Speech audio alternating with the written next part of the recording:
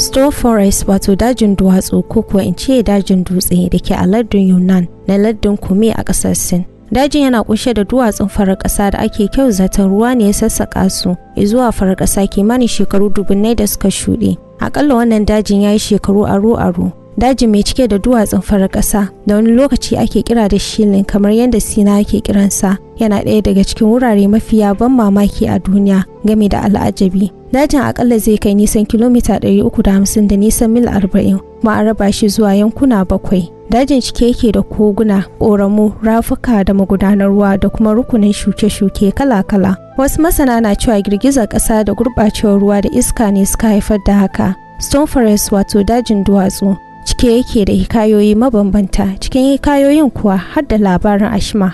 Ashma sunan wani dutse ne da ke a cikin dajin Stone Forest wato dajin duwatsu. Asalin sunan dutsen Ashma ya samo asali ne daga sunan wata kyakkyawar yarinya mai suna Ashma da ta fito daga mutanen Sani wato kabilar Yin. A cewar su wani mugun mutum ne ya garkuwa da wannan kyakkyawar matashiyar mai suna Ashma, inda ya tirsasa mata aurensa. Masoyinta mai suna Ehen ya yi ƙoƙarin ya cece ta, amma akan hanyarta ta komawa gida ambaliya ta tafi da Ashma, inda hakan ya yi sanadiyar ta komawa dutsen Ashma. Kuma wannan dutsen na Ashma shine dutse mafi kankanta a cikin jerin duwatsun da ke cikin wannan dajin. Haka na a wani hikaya da ake hikayatowa an ce shi wannan masoyin nata mai suna Ehen sun yi aure daga bane wannan mugun ya shigo rayuwarta. A kowace shekara mutanen wannan yankin na ware ranar 24 ga watan Yuni domin gudanar da wani bikin su mai taken Torchland, wanda ake nuna wasannin gargajiya kala-kala, wasannin dodanni, kiɗa da rawa da dai sauransu.